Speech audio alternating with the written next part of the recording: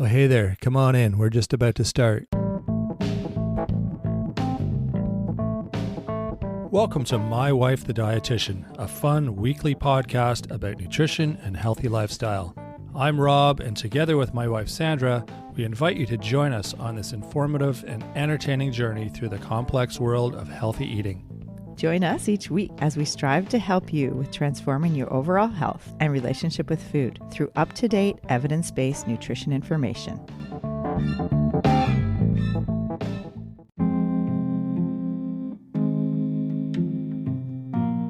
Arthritis can impact quality of life and really affect day-to-day living when you're in a flare. What types of arthritis are there? What happens when an individual is in a flare with their arthritis? How do they cope through the day? Are there ways to eat that help symptoms? Are there specific foods that can make arthritis pain worse or better?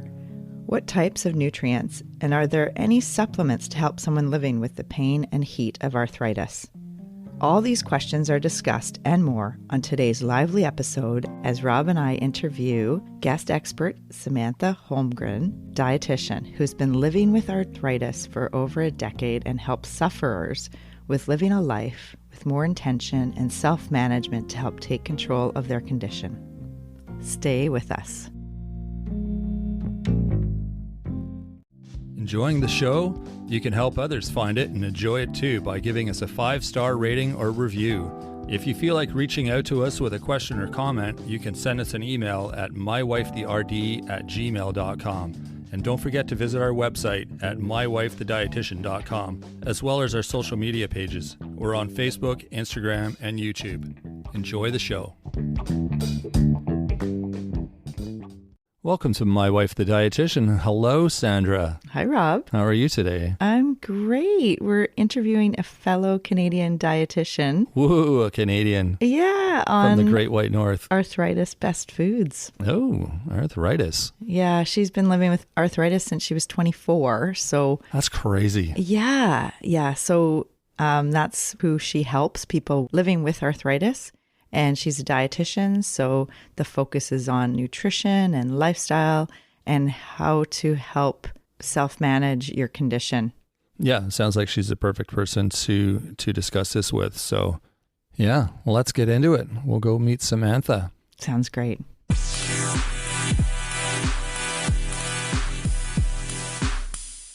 Hi, Samantha. Thanks so much for coming on our show today. And could you tell the audience and listeners who you are, what you do, how you help people?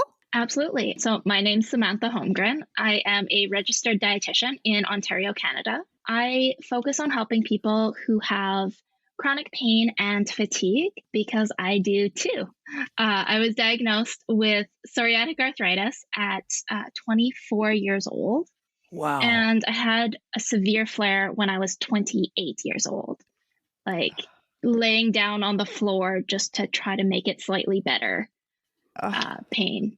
Is that normal at that age? That seems really young to me. I think of arthritis as being like what, elderly people get. Yeah. So there are like 100 different types of arthritis. Oh, okay. And when it comes to spondylitis conditions, so that includes ankylosing spondylitis, psoriatic arthritis, and a few other types under that umbrella, the typical age of onset is between 20 to 50 years old. Really? Diagnosis is usually 30 to 50 because it generally takes 10 years. Yeah, many years to get diagnosed. I was really lucky in that it was about 7 months from the start of my flare at 24 years old to meeting with a rheumatologist and getting the diagnosis.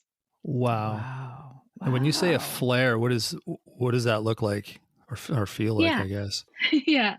So most inflammatory arthritis, but especially psoriatic arthritis, goes through periods of flares where there is more inflammation and pain, and then periods of remission. So during a flare, you might have one joint or multiple joints be red, swollen, painful, tender. And in between, I still have like the joint stiffness when I first wake up, my hands are very stiff. I'm more likely to fumble and drop things. My fingers just sometimes stop working. Right. And then, sometimes there's a little bit of weakness as well. So that's different than just like I get up in the morning and I feel stiff. Kind of, it's a more extreme version of that, I'm guessing. yeah, it depends on the person and it depends on what their condition is doing. Okay. So for me right now, I've been in a period of remission for a while, and most mornings, it's not that much different.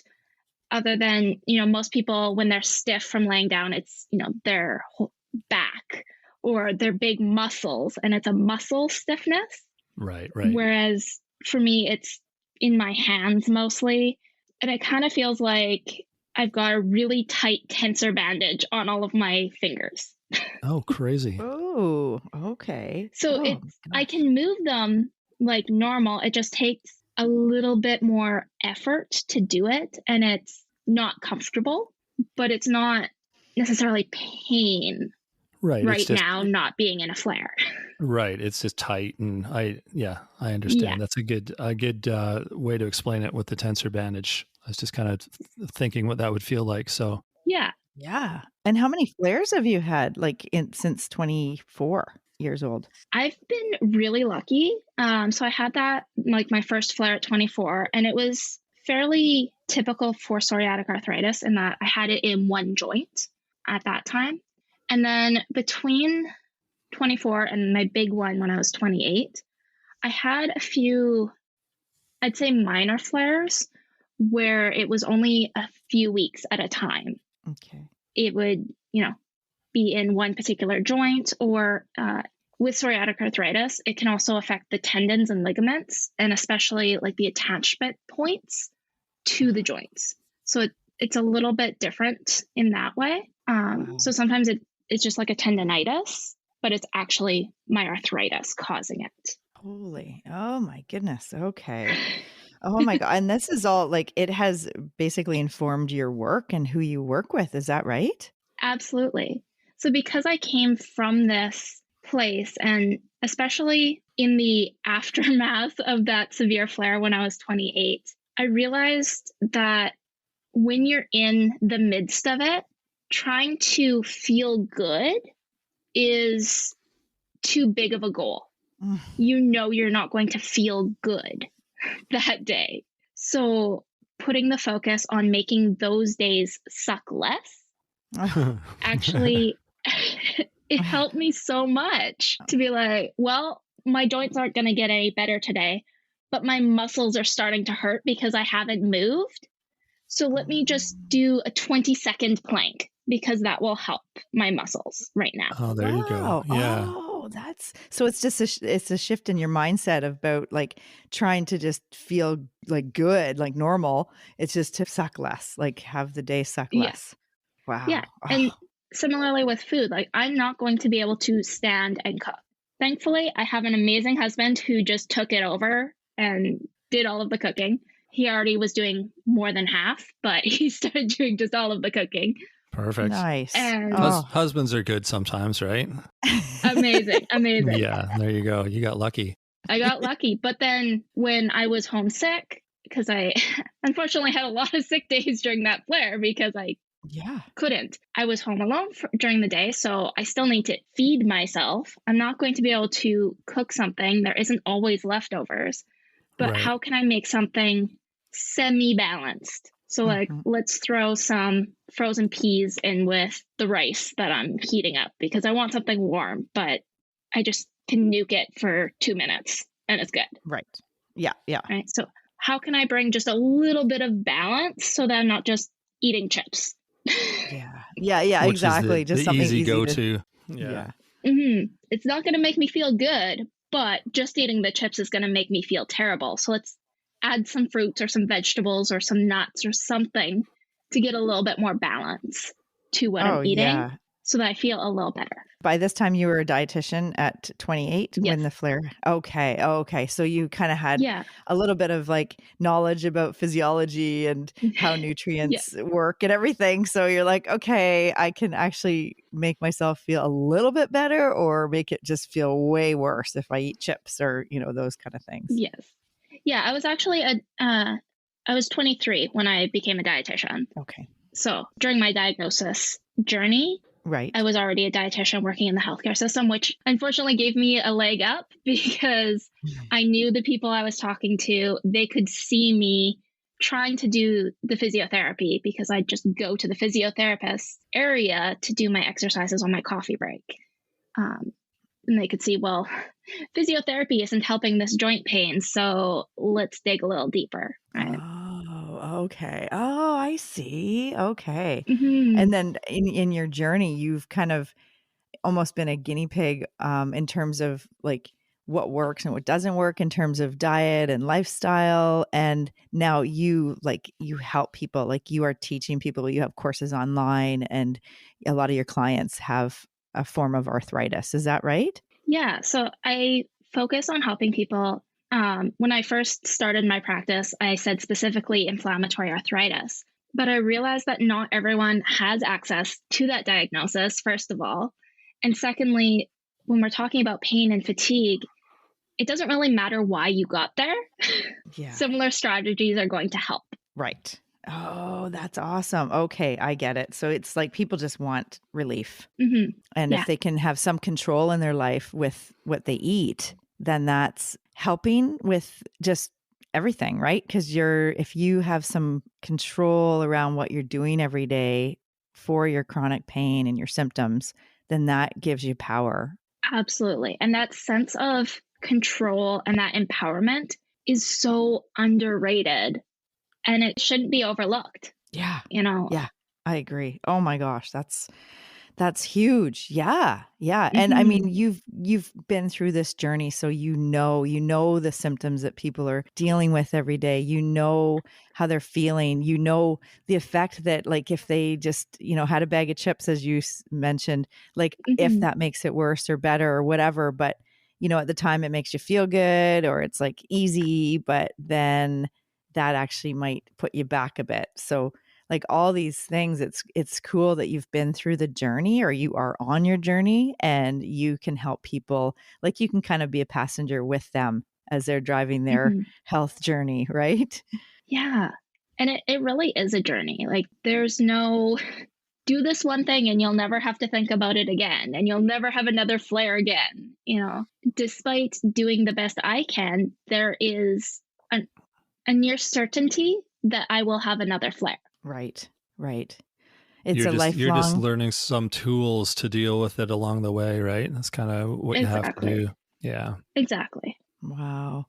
Yeah, we used to teach chronic pain self-management groups. It was like a 6-week program in person in our local town. And it was so powerful, like just the journey and just the, people writing down like small, tiny goals, like SMART goals, just that they wanted to work on for the next week. And, it does give you some power back to take control and to be able to have those tiny milestones that actually help with the pain and help with the symptoms without without relying just on medication or just the help from the doctor or just, you know what I mean? Because the help from the doctor isn't a daily thing. Like it's something you go see your doctor when you need help or when you need a prescription or whatever, but you're living in your body day after day after day. So you have to make these decisions that can impact how you feel and then can impact like your symptoms and just, your energy. And as you said, make the day suck a little bit less. Yeah, absolutely. Wow. So in this journey that you've been on for the last years that you've been, having to deal with arthritis and you're, helping to prevent flares, is it possible? Like, do you think like you can actually, with your lifestyle and what you're doing, can you help to reduce the onset of a flare? The research suggests that it's true. But I can't know for sure. Like I don't have an identical twin who's living the same lifestyle-ish, but with one or two differences. Like, True. I can't Right. say for sure whether Totally. anything I'm doing is actually having an impact or if I'm just genetically lucky. Right. Well, Right. And that's a lot of pressure too, right? Like it's a lot of pressure on the individual to think, oh my God, this is my fault that I have a flare, or you know what I mean? Like exactly. that's sometimes not helpful either, because it's like, oh, I went out and I had drinks and birthday cake or whatever. And then, oh my God, I'm waking up with a flare. But at the same time, knowledge is power. But Yeah. yeah, it's kind of like that. It's a balance. It is. And it's so easy to, when we start talking about lifestyle things you can do to prevent a flare, it's so easy for your brain to take the leap that says, if I end up in a flare, it was my fault. Right. Yes. Yeah. Yes. What did I do When we're wrong, right? Exactly. It's so easy for our brain to just take that tiny little step. It's not even a leap to Yeah. say, I must have done this, because if I can do XYZ to prevent a flare, then clearly I did ABC to cause it. Right. Yeah, it's And so we're true. human, like we live our lives, and we can't be machines where we do the right thing and eat the right way Absolutely. all the time. Like it's just, yeah. I mean, I think And people living with diabetes and other chronic conditions have a similar feeling, like it's kind of like, yeah, did I cause this? Is this my fault? and it's like you can do a few things that will increase your risk or decrease your risk, but it's still a risk no matter what. You can do everything by the book perfectly and yet still have a flare, still have high blood sugar, still have a heart attack. Like, there are things that you flat out do not have any control over. And it's that balancing act of, I can't fully control this, but I can control something. So I can empower myself to do what I can, but if life still happens and something comes out of left field, it's not my fault. Right. You can do the best you can, and I mean, it's not going to hurt to try, right? I mean, it gives you that much more chance of things working in your favor than against you. Absolutely. And this is also where I like to talk about mindful eating as well, because when you eat well, it feels better. Oh, always, Right. always. Yes. Right? When you eat a lot of very highly processed foods, not a lot of fruits and vegetables, you're not drinking water, your body feels miserable. It doesn't matter whether you have any diagnoses at all. It feels miserable when you eat like that all the time. Yeah, exactly. So true. eating well helps you today feel better than if you don't eat well. And Yes. maybe it also helps prevent things in the future. Totally. Right. Exactly. So when you say eating well, what are some ideas of kind of like anti-inflammatory or like eating well for your arthritis? Absolutely. So when we talk about like the best foods for arthritis, I always like to throw in the caveat that like there's no food so healthy that it's going to guarantee you health, and there's no food so terrible that it's going to ruin your health permanently. True. Right. And again, Good point. it's the fact that it sounds very obvious when you state it out loud, but our brain is very good at taking these leaps into extreme thought, and that black and white thinking just isn't helpful. No, exactly. Exactly. That's so true. Yeah, I love that. So with that sort of caveat out there, the first food that I always talk about is fatty fish for those omega-3s. So we're talking, salmon, trout, herring, all of those nice fatty fish for the omega-3s. Right. Yes. Are really, really important. We always want to get nutrients from food wherever possible because it's tastier and more enjoyable than taking yet another pill. Mm-hmm. Yes. We always say the same thing. Absolutely. For omega-3 specifically, there's a lot of research in that nutrient, especially in rheumatoid arthritis.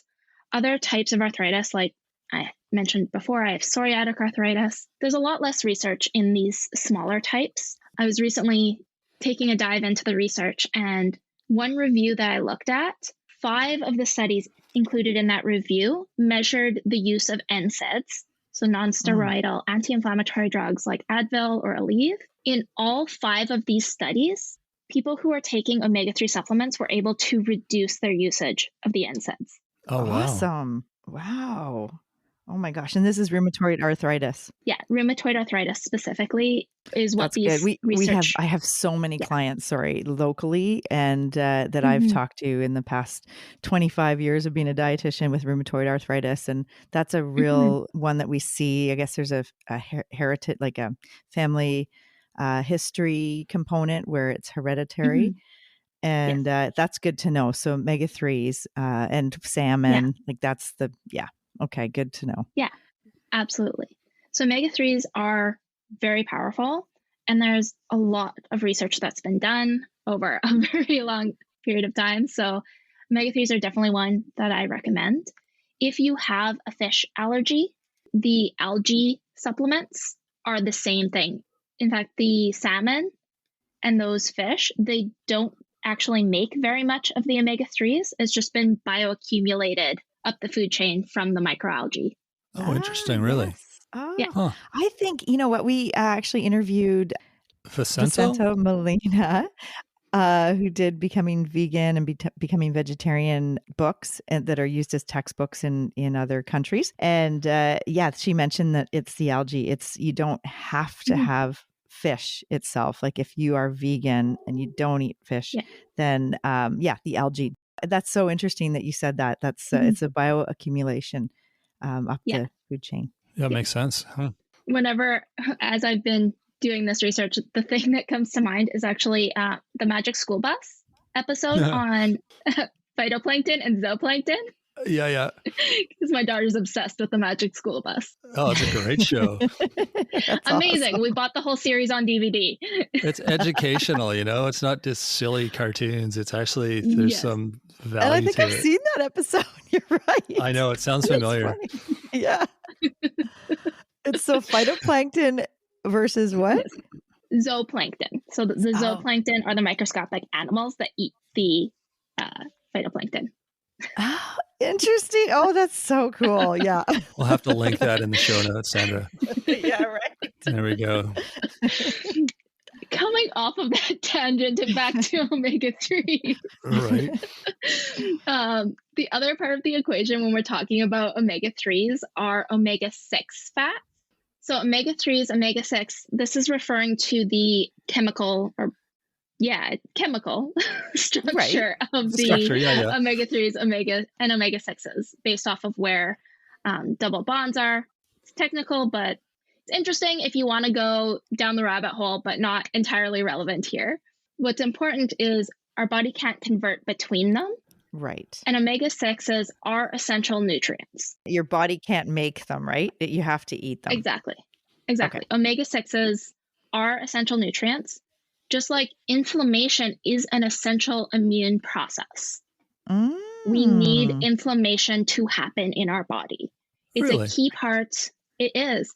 It's a key part of healing from injuries and illnesses. Oh, of course. Yeah, if you cut your finger, Rob, and you didn't have inflammation, then it wouldn't heal. And we need it to heal. Like we want the acute inflammation to heal, but it's a chronic problem. We're so used to associating that word in a negative way that, but to hear that it's essential, it's good to hear that. Absolutely. So omega-6s, inflammation, both very essential processes and things for our body. The problem comes when there's chronic inflammation or when there's an imbalance of the omega-6 and the omega-3. Omega-6 produces the pro-inflammatory messengers in our body that says, hey, something's going on. We need inflammation. The omega-3s produce the anti-inflammatory messengers that say, hey, everything's cool. You can settle down now. Okay. But when I love that description, Samantha. That's awesome because it's a hard thing to describe to people. And I really like that you said that the omega-6 and the omega-3 are essential. And so is the inflammatory process. They're all essential processes and essential things for our body. But then it's the balance and the keeping it in balance. I love that. Okay, that was a great description. Okay, keep going. Sorry. Absolutely. Absolutely. So the problem that we have in our general diet, in the modern diet, is that we have far more omega-6 fats than omega-3 fats in our diet. And we need to try to bring those back into balance a little bit. So increasing our omega-3 intake from having fish or even taking a supplement is one part of it. But also decreasing the omega-6 a bit will help bring that into balance. So omega-6 fats are found in... That was going to be my question. Yep. Yeah, so they're found in a lot of the foods that we see in processed. Yeah. That's what I thought, yeah. Omega-6 fats are found in a lot of processed foods. So things like soybean oil, sunflower oil, hydrogenated fats, these tend to be omega-6 based, whereas the omega-3s are the fish, but also seeds like flax or chia are also a source of a type of omega-3 fat. Oh, good. Rob just had those this morning. So did I. Yeah, thank you. Yeah, we're good. Yeah, I love to add ground flax into my oatmeal. That's exactly what I do. Yep. Yeah. You got it's one of those things when I started doing it, I didn't notice a change, but as soon as I ran out and had the oatmeal without the ground flax, it was missing. Wow. It was missing something. Yeah, for totally. sure. Yeah. Another way that we can reduce the omega-6 is to replace it with olive oil. Oh, okay. That makes sense. Yep. Yeah. So that's my second recommended food to include. It's not an omega-6 or omega-3. In fact, it's in a different class omega-9, of fats. Isn't it? It's an omega-9, isn't it? Yes. Yeah, okay. It is. Yeah. So the oleic acid is in the omega-9 category. And there's a good reason why olive oil is such a popular healthy fat. There's been a lot of studies in terms of the effect on heart health and inflammatory markers. One study that I read in my recent deep dive into the research also included a comparison between supplementing olive oil and supplementing omega-3s and the effect that it had on inflammatory markers. Oh, that's an interesting study. It was a meta-analysis. So it included 6 studies that compared olive oil and omega-3s. And the effect was very, very similar, with olive oil having a bit of an edge. Olive oil was had a bigger effect on the inflammatory markers than omega-3s. Love it. That's awesome, because a lot of people can add olive oil. Like it's a bit easier than the fish for many people. Yeah. And the thing is, in real life, you don't have to choose between olive oil and fish. You know, you can cook your fish in olive oil. Yeah.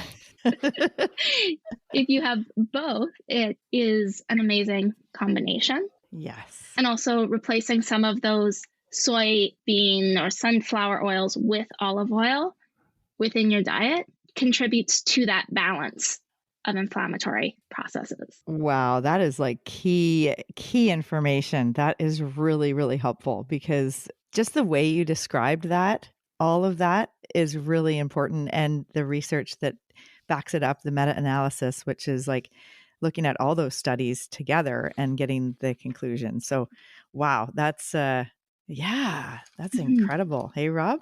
Yeah, it's good to get those kind of facts straight, because there's so many misleading ideas out there these days. It's nice to hear sort of exactly what's what from someone who knows and has done the deep dive, like you said you have, right? So, I do have a question about like the anti-inflammatory diet that's kind of popular these days, which it's kind of like one of those trendy fad diets too, I think. Is that kind of helpful for people in your condition, or is it kind of doing a disservice? Is it spreading misinformation? It's like, how does that fit in? Part of the issue with the anti-inflammatory diet is there's different ways that it's described. Right. Exactly. And some of them are great. Other ones are too restrictive or more restrictive than necessary. Sure. For most people. So it depends on the specific way that the anti-inflammatory diet is structured. Generally, we don't need to be super strict and restrictive on things. It all goes back to that idea of balance. just like the Always. omega-6s are pro-inflammatory, but they're also an essential nutrient. True. Yeah, exactly.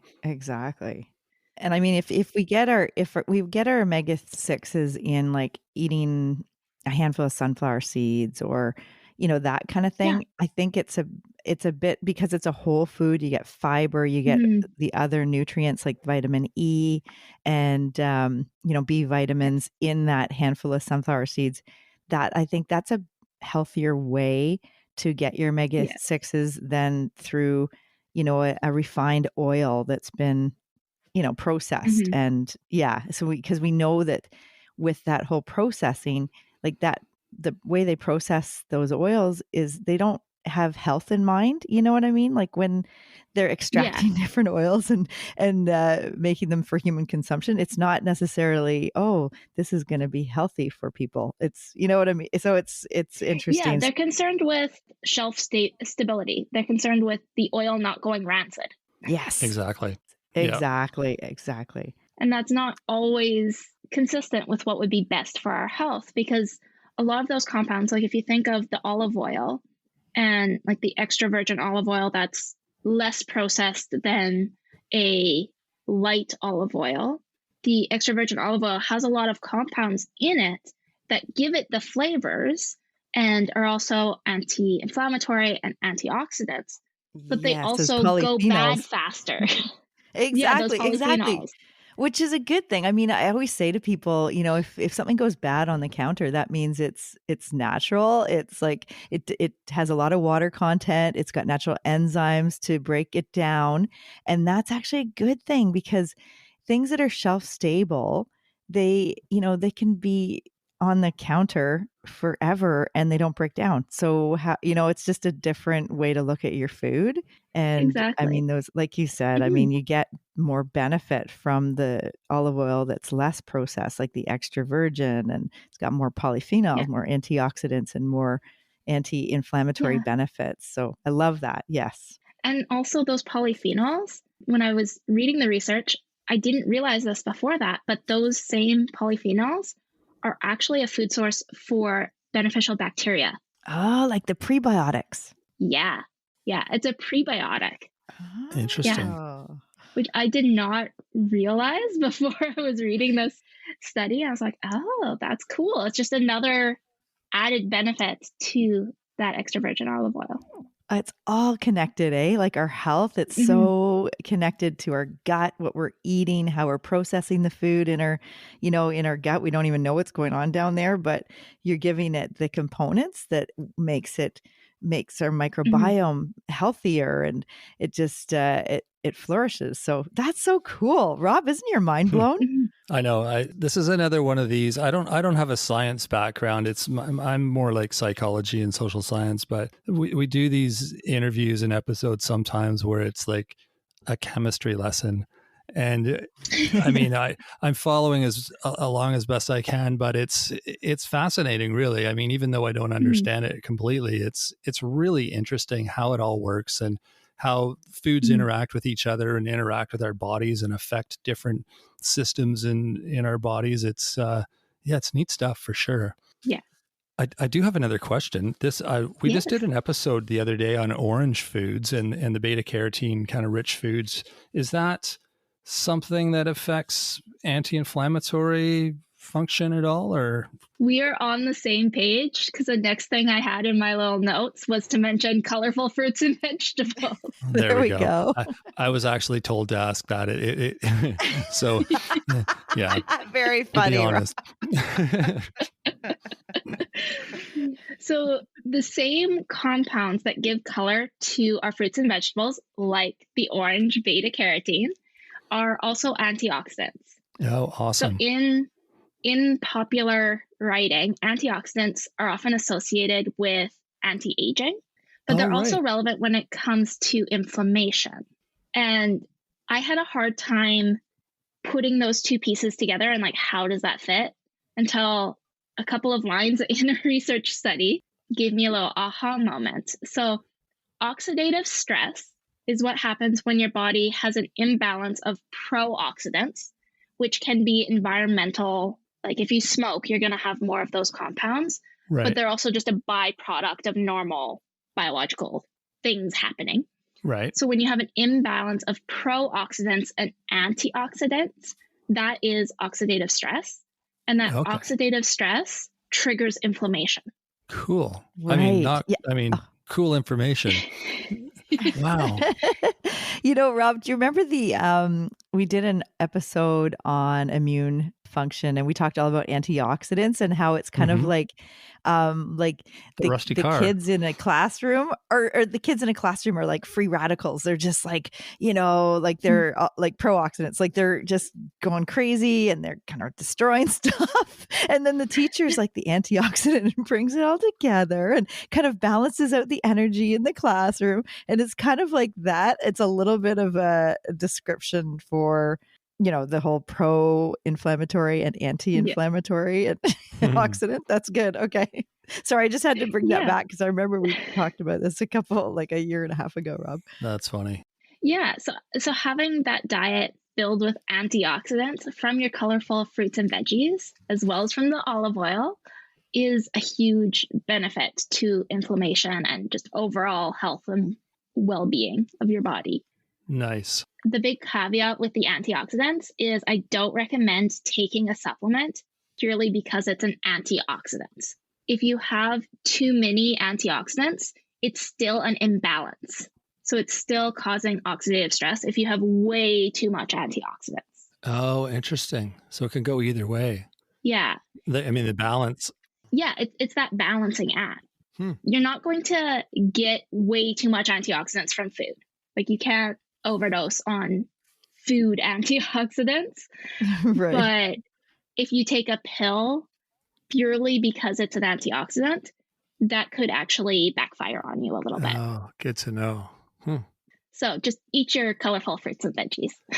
What is an antioxidant pill? Is that what it's called, or is it something different? Yeah, vitamin C. Vitamin E, vitamin C. Oh, I see. Like those are taking really high doses. Yeah. Oh, I gotcha. Yeah. Okay, I'm glad I asked because that's what everybody does. I mean, everybody takes those pills, but you don't want to. Sorry, go ahead. Yeah. Taking some can be beneficial. Most people don't need vitamin C. Like you can get your entire day's dose from a single orange. Like you don't need that much vitamin C. Right. So most of the time you don't need to take a supplement. There are cases where it's beneficial, but vitamin C usually isn't a crucial supplement to add. Right. And taking very high doses can actually backfire a bit. I believe. Yeah. And vitamin E too. They've recently, research showed that it's harmful. Like the Select trial with men with prostate cancer. Yes, that's the one it was. Mm-hmm. Yeah, I was trying to remember. It was vitamin E, and I couldn't remember which what the background was, but it actually increased cancer risk, right? That's right. And it works together with selenium, the micronutrient, the micromineral. But it's better just to get your vitamin E from your food, like fatty foods, like the nuts and seeds and the fish. Yeah. And then, wheat germ and whole grains, and then leafy greens like the spinach. But also if you have a multivitamin, then you get a little bit of the, small amount of vitamin C, vitamin E, like all those little antioxidants, but not a big mega dose, which can backfire, as you said. Yeah. Can throw the balance off. Exactly. Good to know.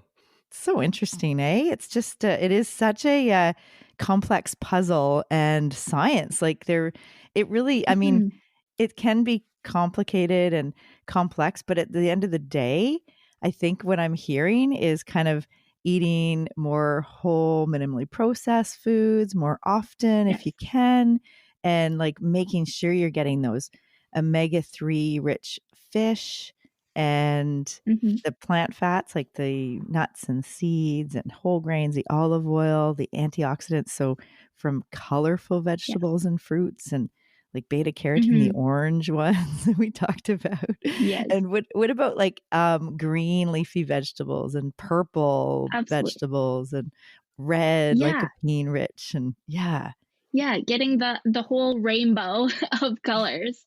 it's the old advice of variety, right? Yeah. Getting the whole spectrum. And one thing that I think people often downplay when it comes to vegetables are frozen vegetables. Mm-hmm. I Yes. agree. And I had a client recently where I had to really hype up the frozen vegetables. But I mean, where I live in northwestern Ontario, at this time of year already, most of the frozen vegetables are less expensive and fresher than the fresh vegetables. Yeah, Right. for sure. Because of their like travel, their transportation. And Yeah. I'm not going to be buying fresh broccoli until the summer. Yeah, because where is it fresh from? Like California? It's not fresh from northern Ontario. Yeah. At this time of so year. by the time it gets to me, it's soft. And Right. Yeah. I'd rather just get the frozen stuff and cook it. Yeah. Exactly. I think the quality of frozen vegetables has improved in the last 50 years, because I remember having frozen vegetables when I was a kid, and it was like it wasn't, I don't know what's different about it, if there's just more variety or if they've improved the process, but they're a lot nicer to eat than they used to be. So maybe that's why some people are still like, frozen vegetables, I don't want to eat those. Maybe. I don't know. Could be. Or maybe it's just the way they're prepared. Yeah. Mm-hmm. Yeah, they're used to it being boiled to death. Well, that's true too. Yeah, there's new cooking options, I suppose.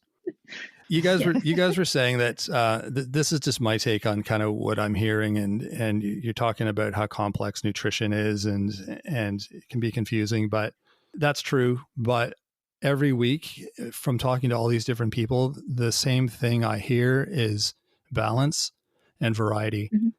And once again, that's kind of what we've discussed today. You know, as complex as it was, it kind of boils down to just eat a balanced diet and add variety with your fruit and vegetables. Well, with everything, and nothing is going to kill you, but just keep it balanced. And it's nice to hear that common thread still repeating itself. Yeah, and as far as what does a balanced diet look like, the go-to recommendation of the Mediterranean diet holds true here as well. Yeah, love the Mediterranean diet. Fruits and vegetables, olive oil, fish, cooking from home, which means less processed foods. There's a lot of research in a lot of different contexts. So even if it doesn't directly impact your day-to-day arthritis pain, it's still helping you overall. Right. And it can help with reducing risk of developing other chronic diseases like diabetes and heart disease.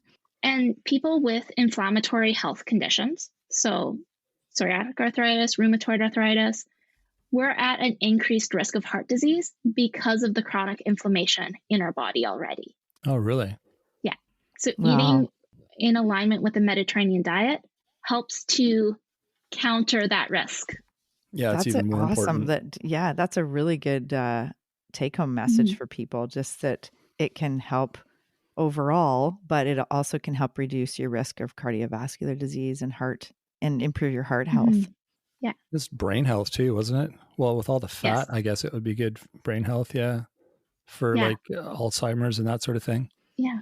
Exactly. No, that's awesome. Wow. That's that's a powerful message, really. And just there's probably many different medications, but you did mention the NSAIDs, like the Advil. And those probably have their own host of conditions that they can lead to if you're, liver health and, like kidney problems or I don't know.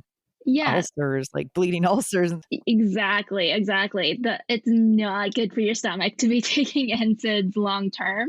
And there are more medications in the last 10 years than there ever were coming out for these inflammatory health conditions, some of which have less of a side effect profile. Some are just different options because many people go through multiple options to find something that works for them. And in conjunction with whatever medication journey you're on, the lifestyle stuff can also help. So it's not a matter of eat this way and you don't have to take medication. Because if you have active inflammation, so if I was having active joint inflammation, my first call would be to my rheumatologist say, hey, I'm in a bad flare. I need something more, because that active inflammation in the joint is damaging my joint. Right. Right. So Wow. I Yeah. don't want to play with my food and maybe it makes the flare go away when there's medication options that have a higher chance of helping faster and reducing the physical joint damage. Right, right. It's kind of like a war, and it's like you want to win this battle because this is the most important priority right now, and then you'll use other ways to fight the other battles, but right Yeah. now, today, this is the urgent one, and I get that. Like Yeah. it's kind of Yeah. yeah, that makes sense. You have to deal with making your day suck less, Yeah. right? Absolutely. Absolutely. So I always like to weave that in there because I'm very much pro medication when it is required. I think that's the key. Yeah. I think the key is when it's required. That's kind of Yes. what I'm hearing. Don't be using it all the time. It's just take it when needed, when necessary, and As but prescribed. Also, yeah, as prescribed, but also focus on the other ways of healing yourself through your diet and lifestyle. Yeah. In Yeah, that conjunction makes with it. sense. Yes. Yeah, absolutely. Oh, yeah. And then, I mean, because even mentioning like the NSAIDs and, the whole gut health and that whole balance Yeah. gets thrown off too. I'm imagining like with certain flares, and if you have to ramp up the NSAIDs and then, darn it, now I've got like, problems with gut health and, all that. So it's kind of this, it's a balance, really. Absolutely. It all comes back to balance. And I really like that word balance because for me, balance is an internal sense, and it taps into that mindful and intuitive eating, which is so powerful in empowering yourself to recognize what your body's saying and respond to that to find that balance point for you today. Exactly. Exactly. Wow, that's awesome. Oh my goodness. Holy, I could talk to you all day. But we do have a question that we ask every one of our guests, and I think I sent it to you earlier, so you had some time to think about it. But when you go to a potluck dinner, what dish would you bring to share? I paused for a moment because I don't know when the last time I went to like an actual potluck dinner was. But I usually try to bring dessert to a potluck dinner whenever I can. I have a few recipes up my sleeve, but my favorite cookie recipe specifically is one my mom invented. It is a double chocolate banana cookie recipe. Oh, interesting. They're like little mini cakes. Like muffins almost, or like cakey? They're a cookie, but like soft. A cakey cookie. They're very soft, and they're very good if you warm them up. And do you put chocolate chips in them too? Yeah, so it's cocoa in the main batter, and then it's got chocolate chips. And sometimes we do milk and dark chocolate, so it's kind of like a triple chocolate. Oh, nice. And there's also like coffee in there to like amp up the chocolatiness. Nice. My mom used to make like banana chocolate chip muffins when I was a kid, and they were just so good. They're just so soft. Like the banana is, so they're probably similar to that. I would probably eat most of those. Yeah. I think we should make those this weekend, Rob. That sounds pretty good to me. We do have some bananas that need to be used up. So perfect. Absolutely. I keep buying bananas. Our kids have moved out sort of temporarily, and I keep buying bananas, but clearly it was them that was eating the bananas because they just sit on the counter now, and I'm like, oh, those are going brown. I guess we should do something with those. It's funny. Well, that's perfect. We'll use this recipe. That sounds awesome. Yeah, Double chocolate banana cookies. Oh, delicious. Wow. Well, thank you so much, Samantha, for taking your time out of you're helping all your clients and your courses that you're doing and all the important work that you're doing for other people that are dealing with arthritis and their condition.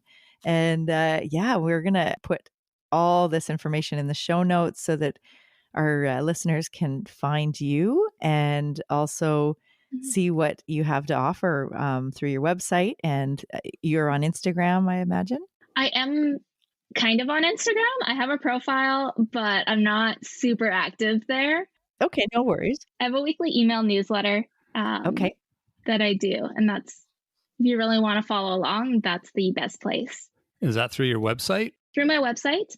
If you sign up for my ebook, which is the Bare Minimum Health Plan, you'll also get onto that email newsletter. Perfect. And what's your website? Just your name, is It it? is, Or yeah, SamanthaHolmgren.ca. okay. So go to the show notes to get the correct spelling of that. Yeah, there we go. I will make sure we put that in there. Yeah, for sure. And then the course that you have for helping people, anti-inflammatory path to wellness. Yes. Yeah, so it's an Awesome. online course.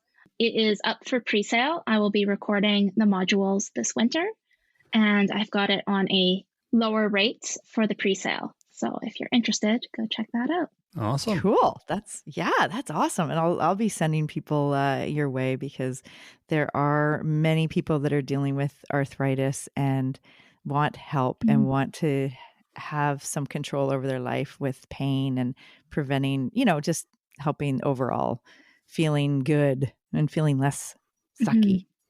Yeah, is that the name of your course? How to suck less? How to feel? Yeah, whatever you said, that was hilarious. That's right.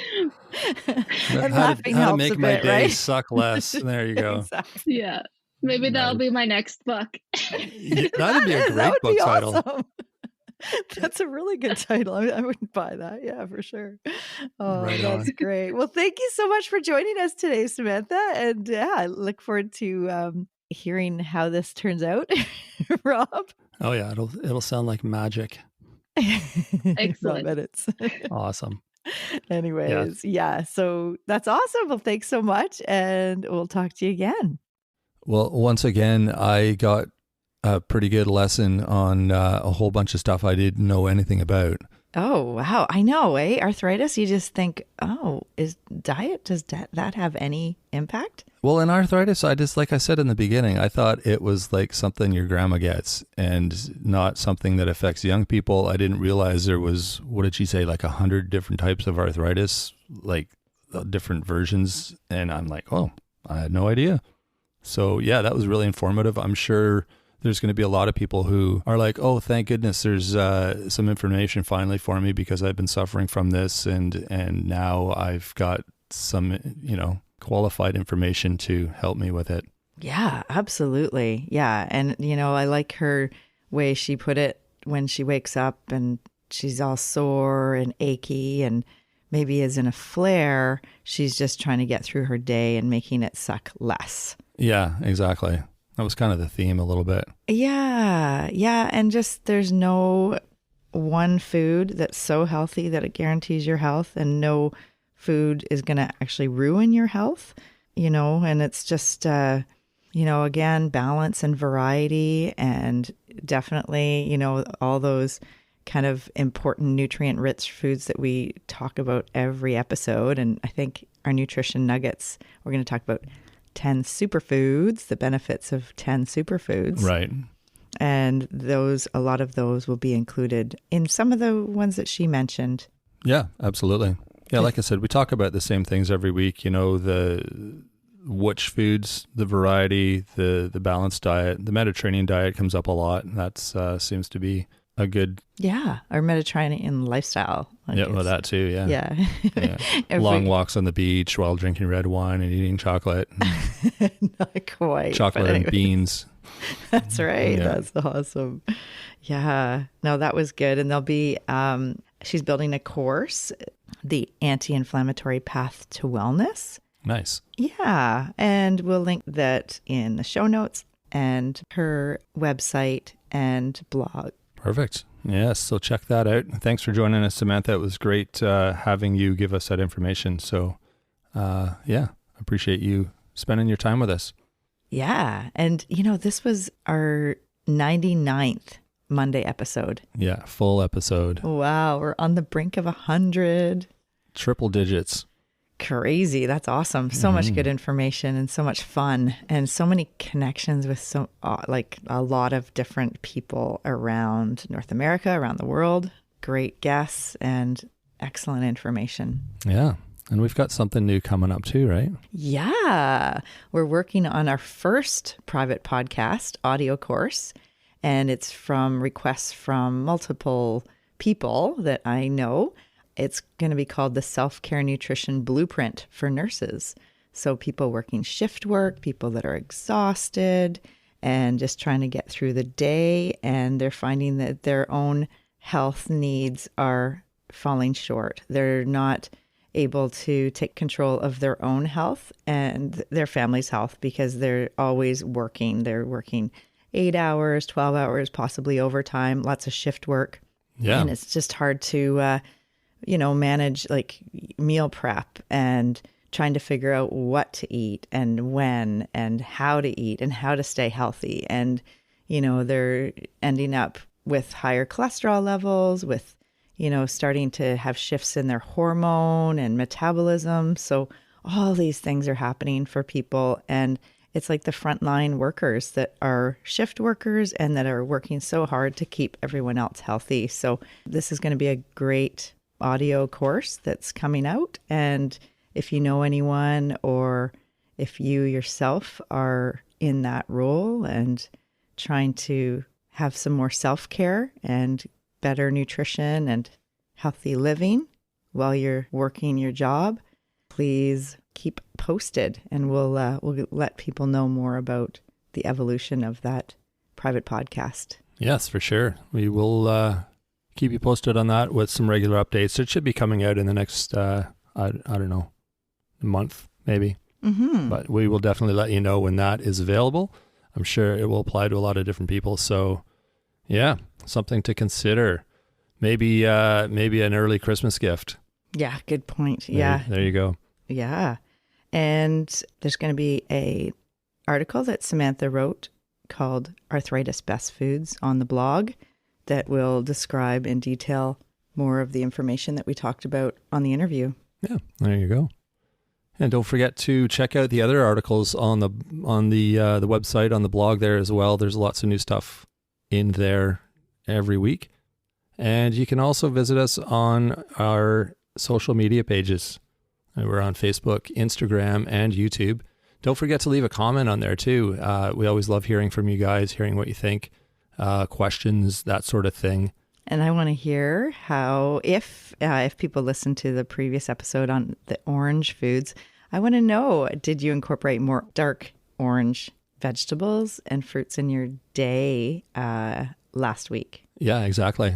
Yeah, we love hearing your feedback. So don't be shy. Reach out. Let us know what you think. And like Sandra said, just tell us what you thought of that last episode. And we should mention, if you're new to the podcast, there's tons of episodes that you can search up your favorite topic in the past. As we said, this is our 99th episode, and we've covered everything from gallbladder, fatty liver, diverticulitis, fats, grease, and oil, ultra-processed foods, cancer prevention, orange foods for health. So there's so many different topics on all those episodes, and our Nutrition Nuggets, the midweek mini episode, is a great little nugget of good nutrition information. Sometimes we talk about healthy cookware. Sometimes we talk about superfoods, which is coming up next. And it's a way just to have a little bit of a smaller episode that has some packed with good information. Yeah, exactly.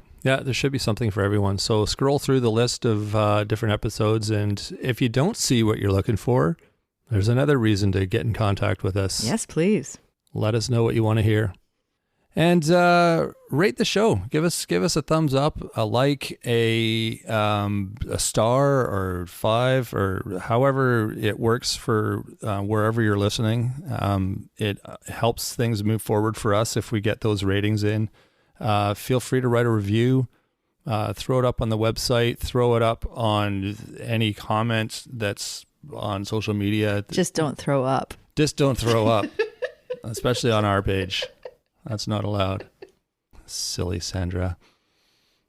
All right. Well, that's about it for this week. We appreciate everyone tuning in and joining us and sharing your ear with us. And we will be back Wednesday with our Superfoods episode on Nutrition Nuggets. So until then, have a great week. Thanks, Rob. Thanks for joining us today on My Wife the Dietitian. If you like what you heard, don't be shy. Leave us a comment or review, and be sure to share our podcast with your friends. If you'd like to hear more, hit that subscribe button. You can also follow us on our social media pages for updates, episode trailers, and other odds and ends. For more info and links on what we discussed on today's episode, check the show notes. We'll be back next week with another informative and fun-filled episode.